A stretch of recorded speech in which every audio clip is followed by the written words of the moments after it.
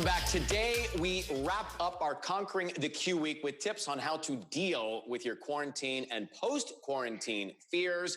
Joining us now is author and psychologist, Dr. Eileen Kennedy-Moore. Doctor, thank you so much for coming on. It's great to have you with us.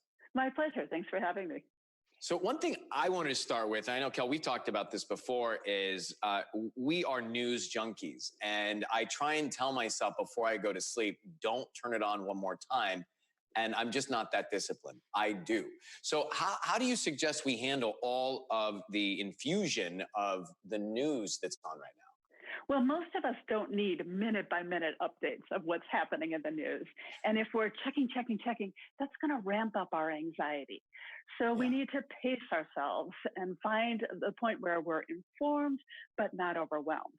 For me, I try to check the news once a day, not first thing in the morning and definitely not last thing at night. Oh, I'm the complete opposite of you. First thing in the morning, all day long. I only know that I've consumed enough news when I can feel my anxiety actually physically starting to attack my body. And then I go to bed watching the news and usually crying. Oh, is that wrong? These are hard times. Is that the wrong path I'm on? No, but seriously, what are because there's lots of like what ifs, right? What should we do about the endless cycle of what ifs going on in all of our minds? Because this is not just what Mark and I talk about, but our kids are saying, well, what if this? What if that? What if, when will this, right? Exactly. Right. What if is the song of anxiety. And we really can't stop those what ifs from popping into our head. But what we can do is learn to answer them. Worrying doesn't help. That endless cycle of imagining every bad thing that could possibly happen, that's just going to get us more revved up. So what we might want to do is remind ourselves that right here, right now, whatever that scary thing is that we're imagining, it hasn't happened. Or we might want to tell ourselves, well, at least, and focus on the things that are going right in our lives.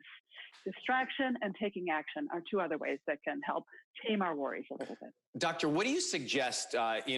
So many of us have been in the same place for a long time now and are looking forward to getting out, to venturing out, to doing something, even if it's phased in, but also concerned. So what do you say to that equation? There's a difference, and I think we're all feeling this, between crisis coping and chronic coping. So with crisis coping, we just focus on the crisis, we clear the decks, that's all we think about.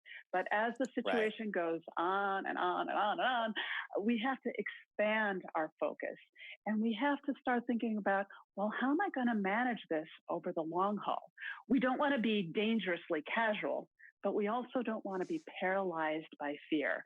So we're looking for that reasonable caution. And what that is going to depend on your particular situation and your location. You know, there's some areas now that are relaxing restrictions and people are sort of emerging back into their lives.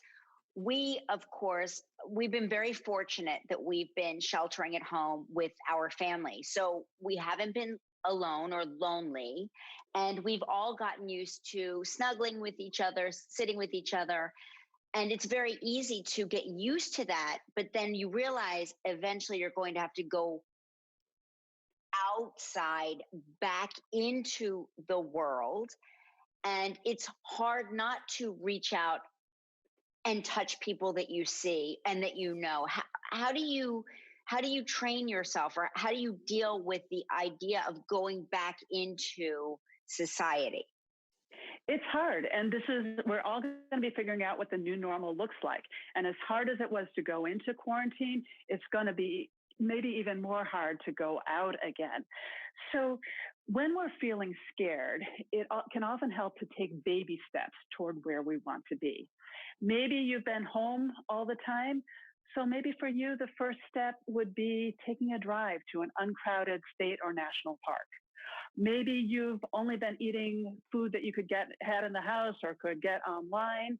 Maybe you're ready to take a trip to the grocery store or to order takeout from a local restaurant to support them. but just do it with reasonable caution. So go at an uncrowded time, wear a mask, and of course, wash your hands afterwards. Some people may be going back to work soon. It's something they're thinking about. Obviously, what are the steps of guidance you would give to them going back to the workforce? That's scary. And you may not have much control about going back to work, but you can make sure that you wear a mask, that you clean the surfaces that you're going to touch, and keep social distance as much as you can. What about people that have been sheltering in place alone and they miss social interactions, and maybe they live in a big city where the restrictions really are not haven't been as loosened up yet? So what do you tell people that really miss that human contact? So I think this has really been so difficult for many, many people. Some clients of mine recently invited some friends over to their backyard, and the friends brought their own chairs, and they brought their own wine and their own pretzels, and they stayed 6 feet apart. So it definitely wasn't a normal get together, but it was inching in that direction. If you're in the city and that's not as easy, maybe you do that at a park. But honestly, my best advice for everybody for getting through this is to look for ways to help others. Maybe that's going shopping for a neighbor, or calling an elderly relative, or maybe it's giving to a charity or using your skills to contribute. We all feel better when we do our part. Such great tips. And by the way, I never thought about wine and pretzels together. That sounds like a very, very good combination. Ryan, where have you been? I've been right here. Thank you so much, Dr. Eileen Kennedy-Moore, for coming on. Kid Confidence, Help Your Child Make Friends, Build Resilience, and Develop Real Self-Esteem is available everywhere books are sold. Thank you, and we appreciate all the tips. My pleasure. Take care. Thank you, doctor. Okay. Stay safe, Bye. okay?